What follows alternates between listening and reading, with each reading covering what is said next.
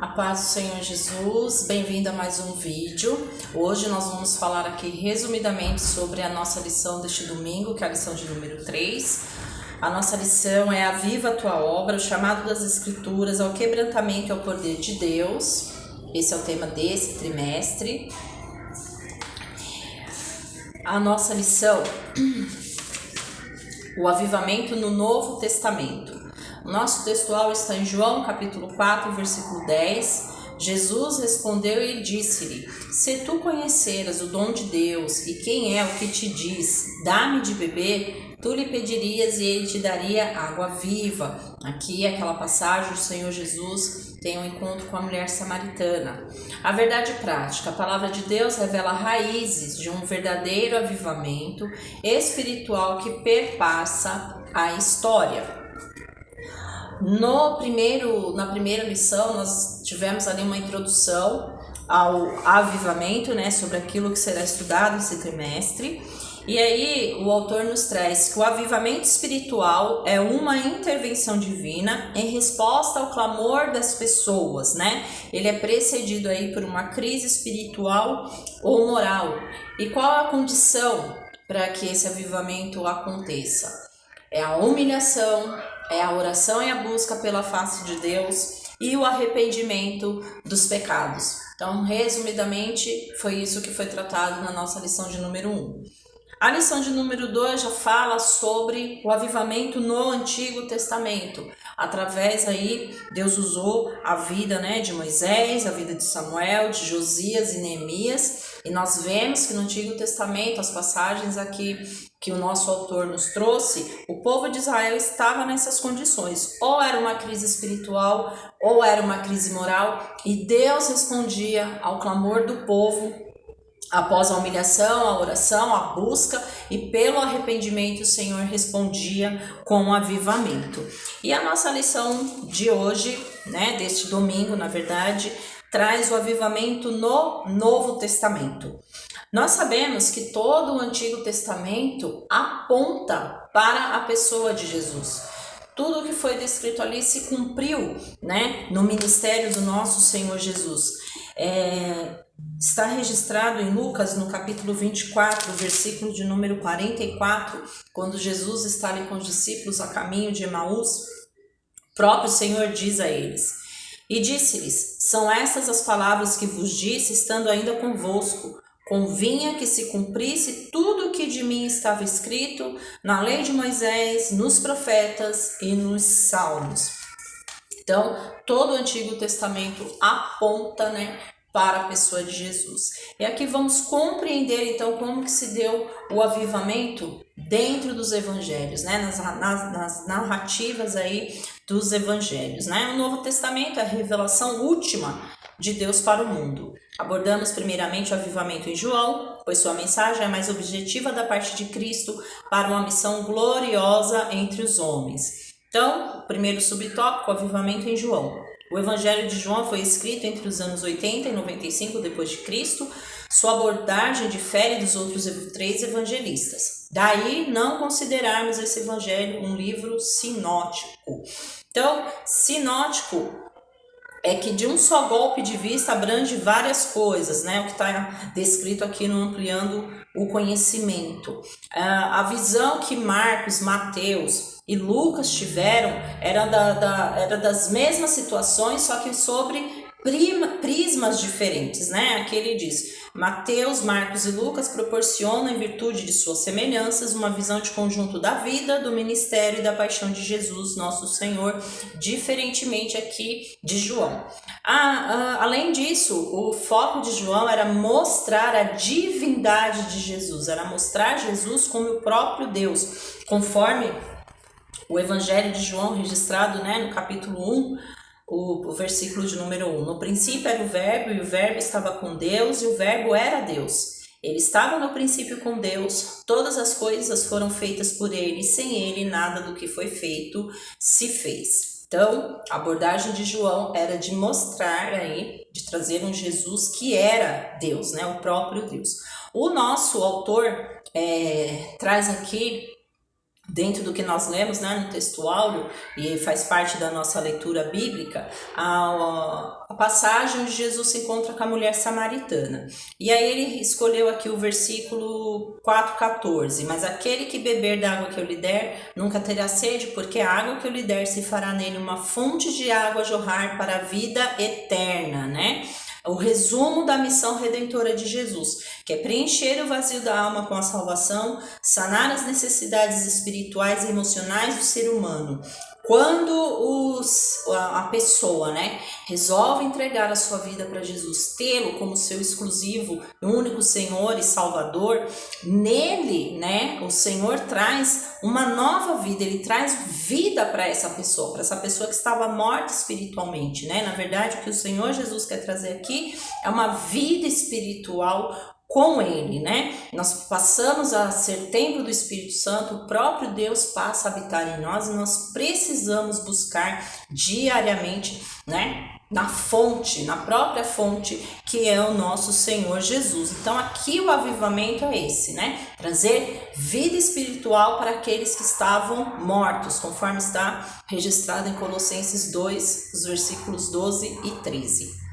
O subtópico 2, o avivamento em Mateus. O Evangelho de Mateus foi escrito cerca de 60 depois de Cristo. É considerado o Evangelho do Reino ou o Evangelho do Rei. As expressões reino dos céus, reino ou reino de Deus aparecem mais de 30 vezes no texto, porque a direção do Evangelho que Mateus escreveu era inicialmente para os judeus, né? Mateus queria mostrar ali para os judeus que tudo aquilo que foi dito no Antigo Testamento, né, sobre o Messias havia se cumprido ali no ministério, na vida de Jesus. Nós temos registrado em Isaías, que é considerado o profeta messiânico, no capítulo 53, ele traz aqui o Messias sofredor. Eu vou ler aqui alguns versículos, né? O versículo 3, né? Isaías 53, 3. Era desprezado e o mais indigno entre os homens, homem de dores, experimentado nos trabalhos e como um de quem os homens escondiam o rosto. Era desprezado e não fizemos dele causa algum. Há também registrado o Messias, o servo sofredor, né? Salmos, né? O Messias que sofre, Salmos 22, né? Eu vou ler aqui alguns versos. O primeiro: Deus meu, por que me desamparaste? Por que te alongas das palavras do meu bramido e não me auxilias? Também o 7: todos os que me veem zombam de mim, estendem os lábios e meneiam a cabeça dizendo: confiou no Senhor que o livre-o, pois nele tem prazer. O 14: como água me derramei e todos os meus ossos se desconjuntaram, o meu coração é como cera e derreteu-se dentro de mim. A minha força secou como um caco e a língua se me pega ao paladar e me puseste no pó da morte. O 18: repartem entre si as minhas vestes e lançam sorte sobre minha túnica. Nós vemos, né, esses poucos versos que eu li aqui, que tudo isso cumpriu-se, né, quando Jesus estava ali sendo crucificado, né? Houve ali, repartiram as vestes, né? Ofereceram ali para Jesus, né, o vinagre, enfim, tudo isso se cumpriu na vida do nosso Senhor Jesus. Então, o avivamento de Mateus era mostrar, né, trazer ali que o Messias já, né, tinha se manifesto para o seu povo, né? O subtópico 3, o avivamento em Marcos. No Evangelho de Marcos, Jesus é apresentado como servo em 3 aspectos. Marcos, o foco dele inicial era de escrever aos romanos, e ele queria mostrar ali aos romanos esse Messias, o nosso Jesus, como um servo, né? Sobre alguns aspectos. O primeiro dele, o servo vencedor, aquele que venceu as enfermidades, os demônios, as forças da natureza e a morte. Trazendo ali, né, ressuscitando, como ressuscitou o filho da viúva de Naim, como ressuscitou a Lázaro. No segundo aspecto, o evangelista apresenta Jesus como servo sofredor, aquele que foi maltratado pelos líderes judaicos, sacerdotes, traído por Judas, uns de seus discípulos, e humilhados pelos soldados romanos, né? E como eu li aqui, isso é retratado em Isaías 53 e também nos Salmos de número 22, né? E aqui o terceiro é mostrar como um servo triunfante, né? A mensagem do anjo às mulheres que foram ao seu túmulo afirma: já ressuscitou, não está aqui. Assim nosso Senhor foi morto, mas ressuscitou triunfante ao terceiro dia, vencendo a morte, o pecado, o mundo e o maligno. Glória a Deus por isso. Nós louvamos, engrandecemos o nome do nosso Senhor Jesus, aquele que está sentado à direita do nosso Pai Todo-Poderoso, aquele que ressuscitou ao terceiro dia. Todas as outras religiões têm alguém ali por quem eles vão, visitam os túmulos, mas nós não, porque o nosso Deus está vivo, está nos céus e em breve virá buscar a sua igreja. Aleluia. O nosso subtópico 4, avivamento em Lucas. O evangelho de Lucas, o médico amado, é considerado o evangelho do Filho do Homem. Lucas escreve, né, aqui direcionado aos gregos, e ele quer mostrar Jesus, que apesar de ser Deus, próprio Deus, ele veio e se fez homem. Ele era totalmente homem, né, sujeito aí às mesmas dores que nós. Lucas registra o nascimento singular de Salvador, a mensagem aos anjos dos anjos aos pastores, né? Um novo tempo chegava para Israel e para o mundo era o avivamento enviado dos céus, né? Como nós falamos aqui, todo avivamento espiritual ocorre vindo da parte de Deus. Então Deus enviou o verdadeiro avivamento aqui para que todo aquele que nele crê não pereça, mas tenha a vida eterna, conforme está registrado em João 3,16. Então, a sinopse, né, do tópico 1, o Novo Testamento mostra o avivamento que a mensagem de Jesus pode revelar ao mundo. Subtópico 2, o avivamento nos Atos dos Apóstolos. A mensagem do livro de Atos transmite a história da igreja primitiva. Ela mostra que o evangelho ultrapassou as fronteiras de Israel, chegando aos gentios de maneira impactante e avivada. O subtópico 1 e o tópico 2 tratam disso, né? Como que a igreja primitiva foi avivada e o que ocorreu através desse avivamento sobre a vida daquelas pessoas.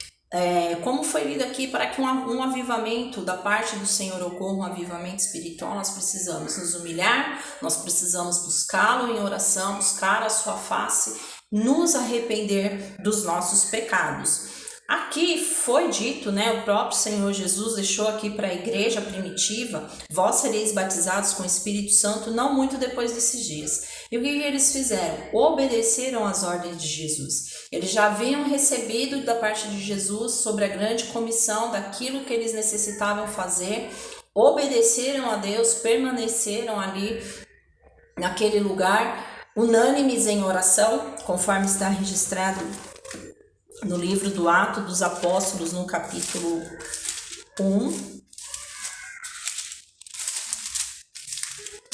Atos dos Apóstolos, capítulo 1, que também foi escrito por Lucas, pelo doutor Lucas. Eu quero ler o 14.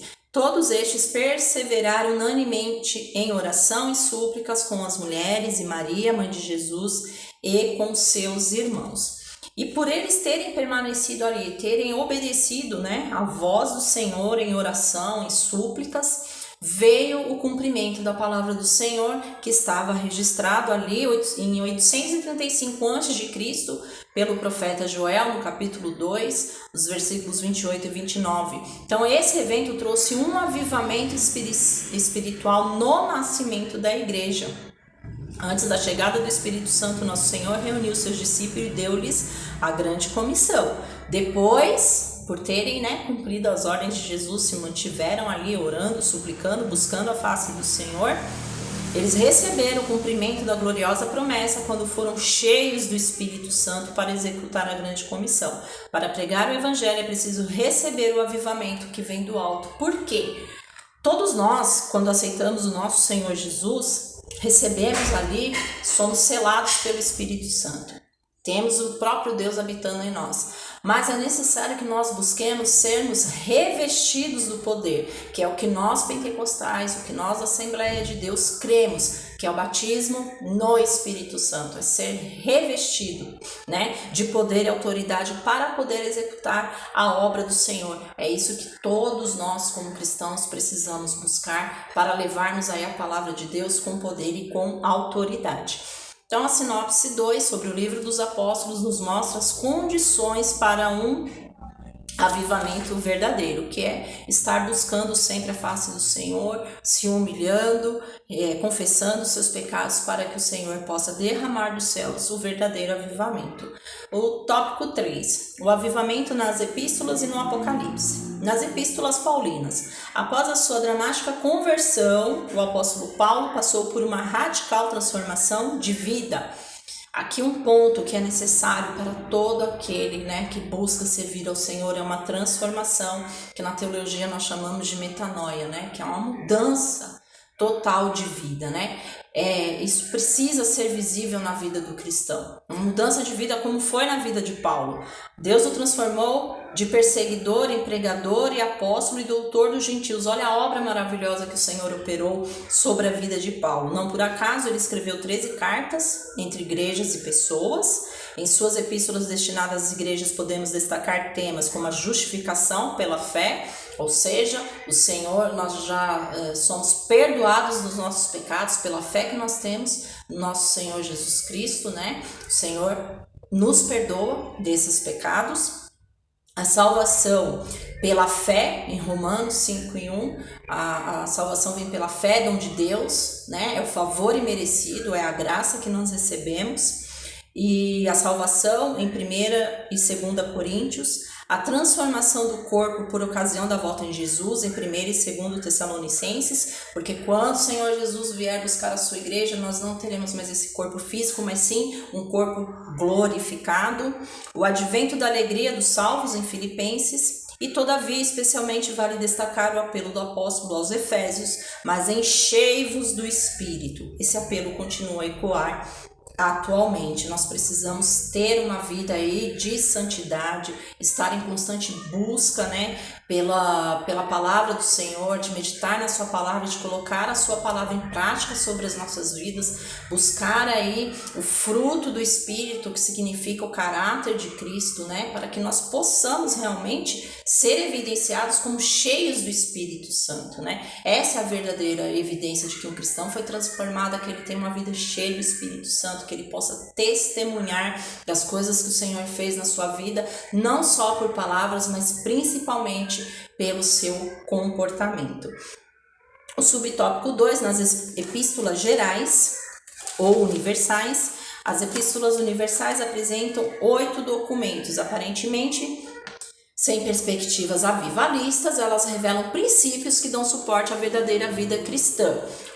Tendo um avivamento, nós precisamos dar continuidade, né? Então, para isso, a gente precisa ter uma vida pautada por princípios cristãos, que estão registrados aqui, então, nas epístolas gerais, que são elas: Hebreus, que não tem um autor definido, né? Não há um consenso sobre quem escreveu o livro de Hebreus, e Hebreus trata da supremacia de Cristo, inclusive foi tema aí de lição da escola dominical. A carta, o livro, né, de Tiago, que trata do valor da salvação da fé, acompanhada por obras, né? Ou seja, a salvação não é por obras, mas todo aquele que é salvo precisa fazer boas obras, isso é uma consequência da vida de um salvo. Primeira e segunda carta, né, de Pedro, o valor da fé e do sofrimento por Cristo como esperança, que vale a pena nós sofrermos, né, por amor à mensagem do Evangelho, por amor a Cristo, porque nós seremos recompensados, né? Essa recompensa pode não vir neste mundo, mas ela virá, é certeza que ela virá no mundo vindouro. Primeira, segunda e terceira cartas, né, do apóstolo João, que trata de uma vida santa diante de Deus. Todo salvo precisa ter uma vida santa. E a Judas, né, que trata da batalha pela fé. Então, essas são aqui as tratativas dessas epístolas gerais ou universais, que trazem aqui princípios onde a vida cristã precisa estar pautada. E o último subtópico aqui, no livro do Apocalipse, o último livro da Bíblia, foi escrito, pelo apóstolo João, entre 90 e 96 depois de Cristo, traz revelações singulares a respeito dos fins dos tempos, A revelação do Cristo glorificado, lembrando que Isaías 53 trata do Cristo sofredor, mas Apocalipse já trata do nosso Cristo, glorificado, como Marcos retrata, o servo vencedor. A revelação das coisas passadas, a revelação de coisas em relação à igreja, em relação às nações, o arrebatamento da igreja, o tribunal de Cristo, a entrega dos galardões, as bodas do Cordeiro. Depois de 7 anos em que haverá a grande tribulação na terra, o tribunal de Cristo e as bodas do Cordeiro no céu, Jesus voltará em glória e será visto por todos os habitantes da terra. Não importa se as outras pessoas não creem nisso, nós cremos. Nós precisamos levar essa mensagem para essas pessoas, porque o Senhor Jesus requererá isso de nós. Nós fomos chamados aqui, como já foi tratado, para a grande comissão, para levar a palavra do Senhor àquele que não conhece a Cristo. E isso é fato. Jesus vai voltar. Está registrado na sua palavra, e tudo que está registrado na palavra de Deus já se cumpriu ou irá se cumprir com a volta do nosso Senhor Jesus Cristo. Ele dará fim à grande tribulação e implantará gloriosamente o reino milenial, que será aí o maior e o último avivamento da história, onde o Senhor Jesus reinará aí com os salvos por 1000 anos. Louvado seja o nome do nosso Deus. Na sinopse do tópico 3, o avivamento também é encontrado nas epístolas e no Apocalipse. Então aqui a gente termina de forma bem resumida a nossa lição, de número 3, trazendo aqui para finalizar a conclusão do autor. O Novo Testamento é a revelação de Deus para a sua igreja e a mensagem de salvação para toda a humanidade. Por isso, ao longo desse divino documento, podemos perceber a vontade de Deus para um avivamento genuíno do seu povo. No geral, o Novo Testamento revela o plano de Deus para o mundo, bem como suas diretrizes para que a igreja exerça de maneira avivada a sua missão na terra. Muito obrigada para você que me acompanhou até aqui. Eu peço que você curta, que você compartilhe, se inscreva aqui no canal para que mais pessoas possam ser alcançadas aí pela palavra de Deus. E nós nos vemos no próximo vídeo. Que Deus te abençoe. Até mais.